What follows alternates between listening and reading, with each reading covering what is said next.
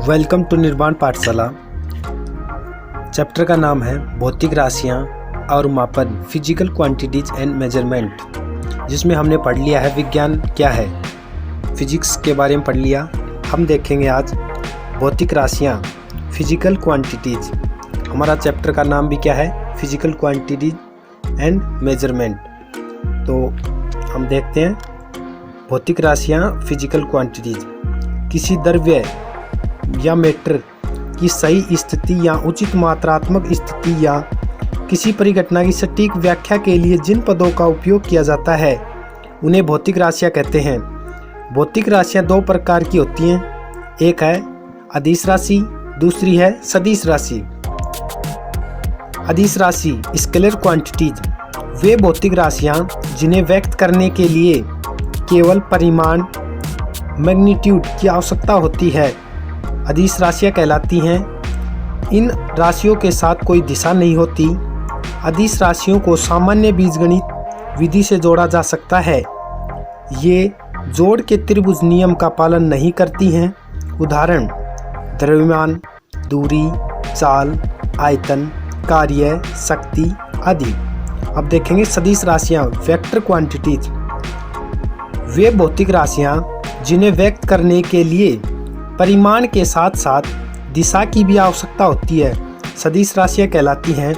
गणितीय क्रियाओं में सदिश राशियों के परिमाण और दिशा दोनों को ध्यान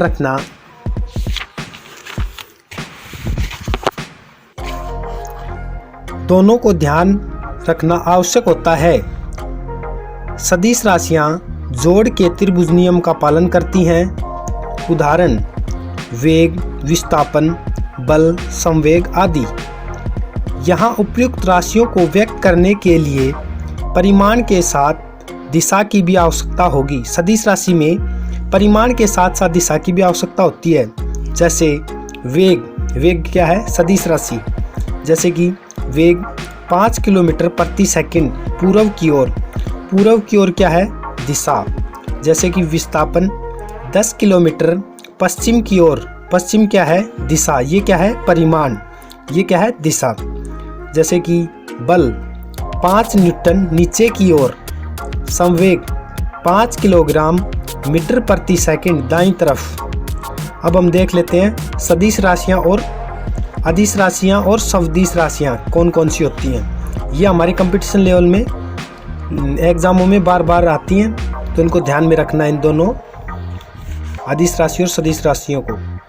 जैसे कि अदिश राशियाँ हैं दूरी, चाल, शक्ति, ऊर्जा, लंबाई, क्षेत्रफल, आयतन, द्रव्यमान, घनत्व, तापमान, कार्य, विद्युत धारा, दाब।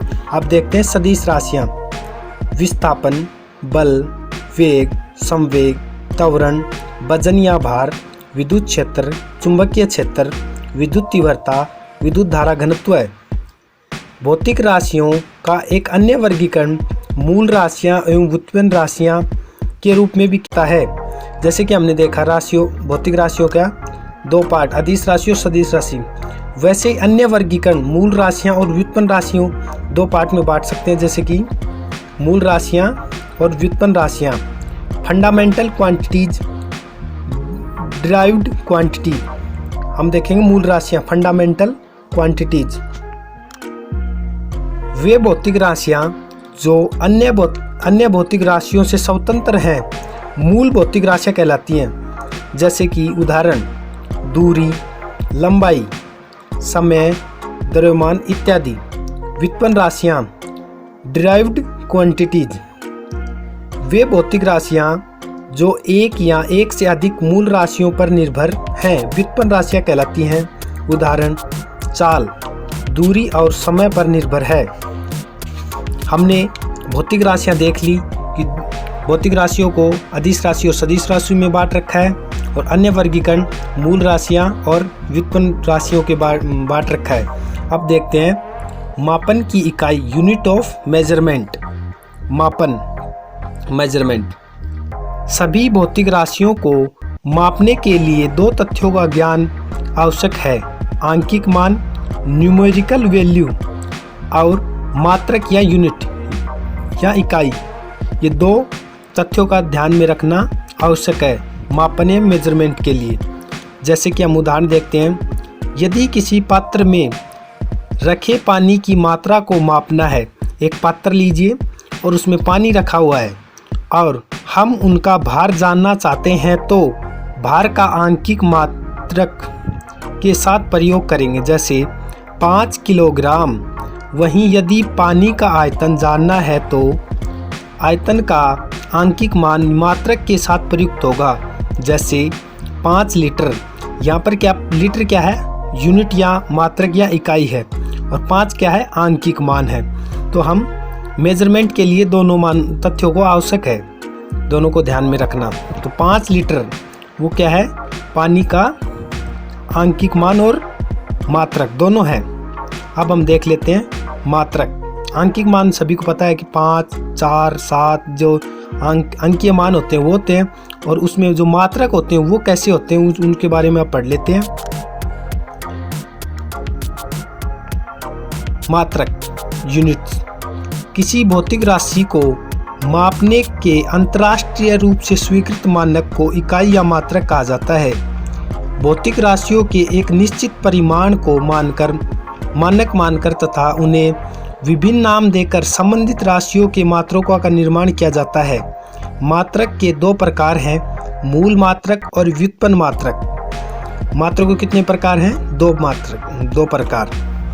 अब हम देखते हैं मूल मात्रक, फंडामेंटल यूनिट्स।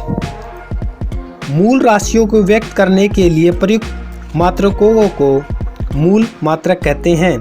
ये अन्य मात्रकों से स्वतंत्र होते हैं। उदाहरण के लिए लंबाई का मात्रक मीटर है, समय का मात्रक सेकंड है।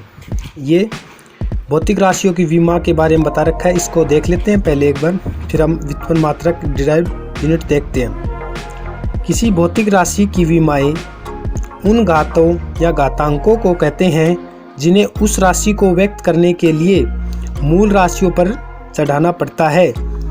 किसी भौतिक राशि की प्रकृति की व्याख्या उसकी विमाओं द्वारा की जाती है। मूल राशियों के विमाएं सूत्र स्वतंत्र रूप से निर्धारित किए गए हैं तथा व्युत्पन्न राशियों के विमीय सूत्र मूल राशियों के घातांकों के रूप में व्यक्त किए जाते हैं। मूल राशियां एवं उनकी विमाएं सूत्र, जैसे कि लंबाई को L से डिनोट करते हैं, द्रव्यमान को M से, समय को T से, ताप को K से, विद्युत धारा को A से, द्रव्यमान को CD से, स्मॉल c है, स्मॉल d है, पदार्थ की मात्रा को MOL मोल से, और इनके ऊपर घात चढ़ा देते हैं, जिससे विमीय सूत्र बन जाता है। अब हम देख लेते हैं व्युत्पन्न मात्रक डिराइव्ड यूनिट। वे मात्रक जो 2 या 2 से अधिक मूल मात्रकों से प्राप्त होते हैं या इनसे नियमित किए जाते हैं व्युत्पन्न मात्रक कहलाते हैं। उदाहरण के लिए बल का मात्रक न्यूटन, कार्य का मात्रक जूल। ये सारणी बना रखी है व्युत्पन्न भौतिक राशियों के लिए, ये अगले वीडियो में देखेंगे। ऐसे ही स्टडी करने के लिए चैनल को सब्सक्राइब कर लें। वीडियो कैसा लगा कमेंट बॉक्स में बता दें। Thanks for watching.